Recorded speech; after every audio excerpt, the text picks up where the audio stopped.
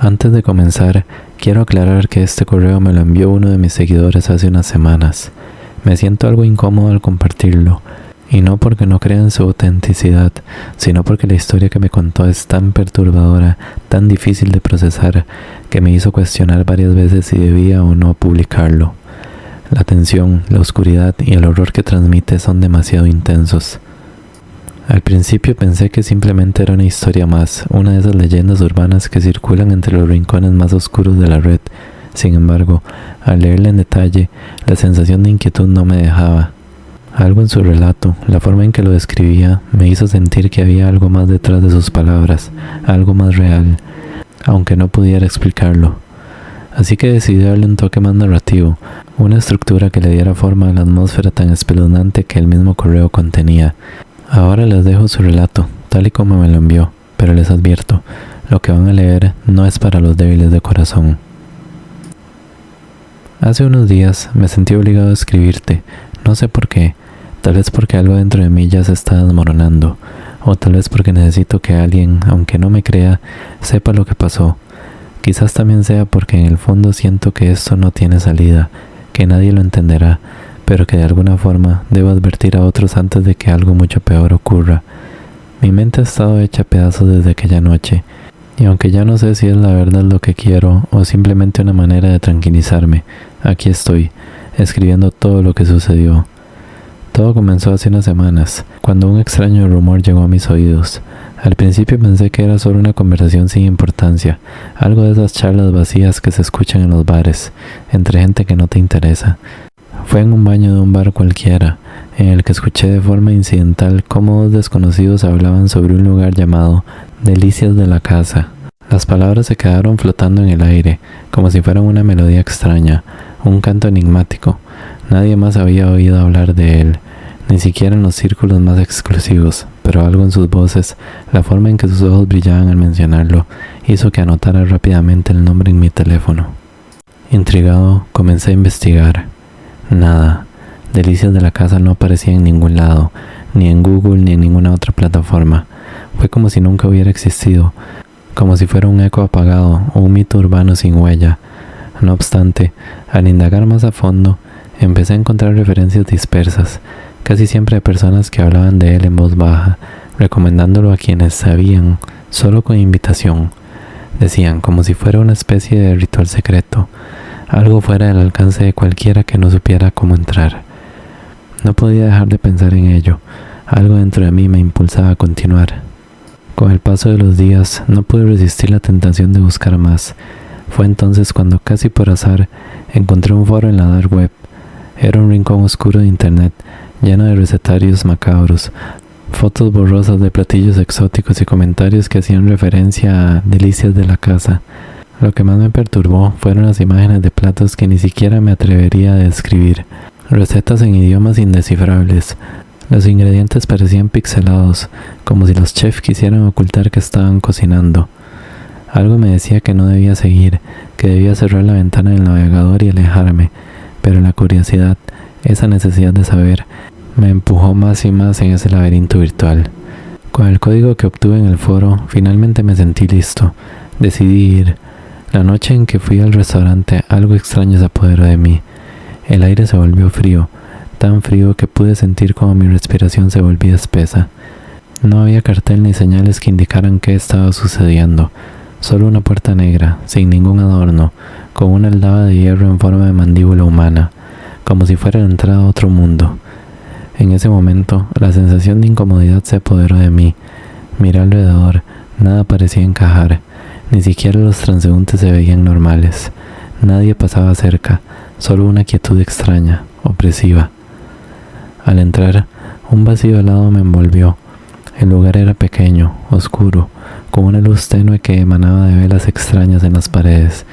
No aceptaban tarjetas, solo efectivo, lo que no me sorprendió, dada la naturaleza clandestina del sitio. Tampoco había un menú, solo una servilleta blanca, un cuchillo y un tenedor sobre la mesa. No me ofrecieron beber ni hablaron de opciones, simplemente me sentaron.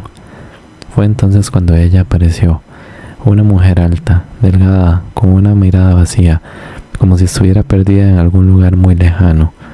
Su piel parecía casi translúcida y sus ojos eran como los de una muñeca rota, vacíos, desprovistos de vida. No dijo una palabra, simplemente me guió a mi asiento. Las paredes estaban cubiertas con fotografías en blanco y negro. Al principio me parecieron inofensivas, incluso bellas, pero a medida que las observaba más detenidamente, algo me molestó. Las sonrisas de las personas en las fotos eran demasiado amplias, los ojos demasiado abiertos, como si las personas en ellas estuvieran forzadas a posar, como si todo hubiera sido un montaje. No podía apartar la mirada. El primer plato llegó. Era una ensalada tibia con lo que parecía ser carne de lengua. No puedo describir la textura, pero fue tan suave, tan agradable al paladar que me sentí culpable por disfrutarla. Algo en mí me decía que no debía seguir comiendo, pero la sensación era tan embriagadora, tan deliciosamente macabra, que no pude detenerme. Mi mente, aunque disgustada, no podía resistir el impulso de seguir comiendo. El siguiente plato fue aún más extraño. Un ragú denso con una salsa espesa que olía a algo tan profundo, tan visceral, que no pude evitar pensar que aquello no debía estar en un plato. Pero lo probé y lo devoré. Mientras comía, algo comenzó a inquietarme aún más. Los ruidos de la cocina, gemidos. No eran los ruidos normales de una cocina, ni los de los utensilios, no. Eran gemidos humanos, gemidos ahogados, gemidos que no podían ser confundidos con nada más. Terminé el postre, una mousse grisácea que al principio parecía inofensiva, pero dentro había algo blando, algo como un corazón, algo que se derretía en mi boca de una manera perturbadora, casi como si estuviera siendo invitado a degustar algo que nunca debería estar allí. Cuando terminé, sentí la necesidad de saber más, de ver a quién estaba detrás de todo esto. Le pedí a la mujer, o al menos a la figura que me había servido, que me dejara ver al chef. No dijo nada. En silencio me condujo por un pasillo largo, oscuro. Cada paso que daba me sumergía más en una sensación de asfixia. El aire se volvió más denso, más pesado, como si respirara algo más que oxígeno. El olor era insoportable, algo entre sangre, orina y muerte. La sensación de claustrofobia me invadió mientras avanzaba, hasta que finalmente se detuvo frente a una puerta metálica. La abrió sin ninguna ceremonia. Dentro había una habitación enorme, iluminada con luces frías, quirúrgicas, como si estuviera en una sala de operaciones. La mesa en el centro era de acero inoxidable, reflejando la luz de manera cruda y clínica. Sobre ella yacía un cuerpo, o lo que quedaba de él.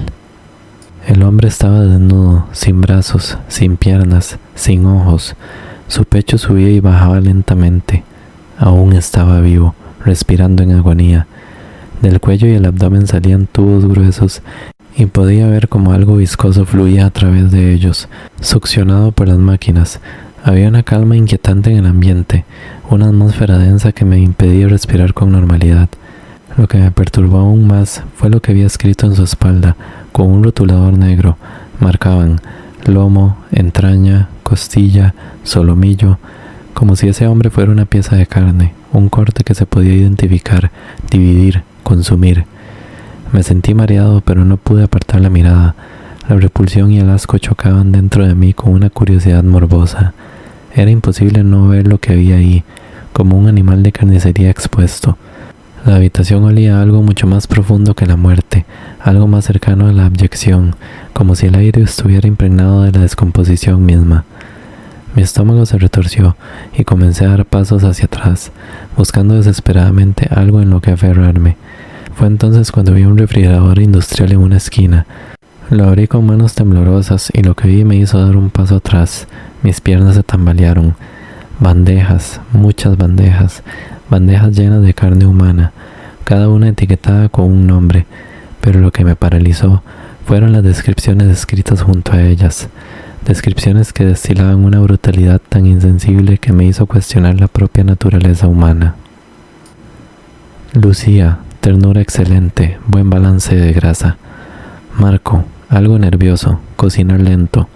Rubén, muy suave, ideal para el postre. Y entre ellas, algo que no pude comprender, un rostro humano, los ojos aún abiertos, la piel cuidadosamente colocada sobre el cráneo, como si alguien lo hubiera arrancado con precisión y luego reposicionado, para que pareciera normal, para que pareciera una máscara, una piel desgarrada, conservada como un objeto de arte macabro. El olor se me acumulaba en la garganta y no pude controlar mi estómago. Vomité, pero lo tragué sin querer, paralizado por el terror que se me atragantaba. Antes de que pudiera reaccionar, escuché un sonido metálico, un afilador. Giré lentamente y lo vi.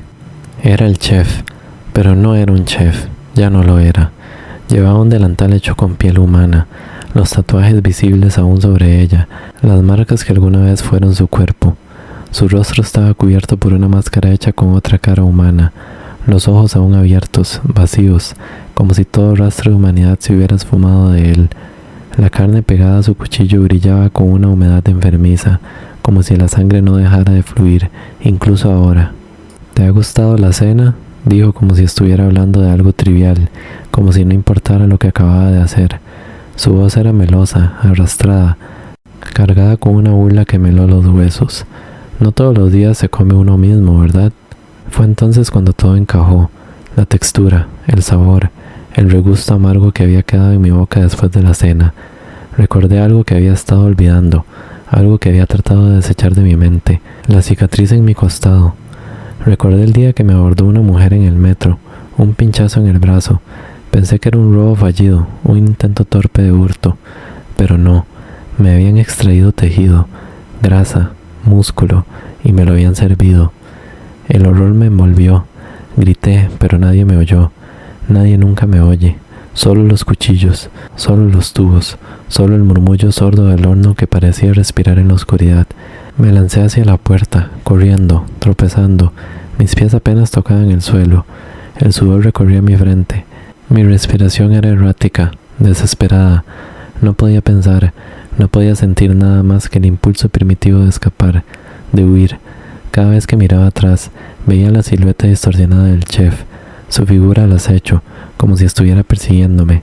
El eco de sus pasos resonaba en mi mente, un sonido que no desaparecía. Corrí sin saber hacia dónde, con la sensación de que algo o alguien me seguía, la sensación de que las sombras me observaban, esperando. Llegué a la puerta de salida, pero no me detuve, no me atreví a mirar atrás. Ahora estoy aquí, escribiendo todo esto, pero algo no está bien. Siento que aún me siguen.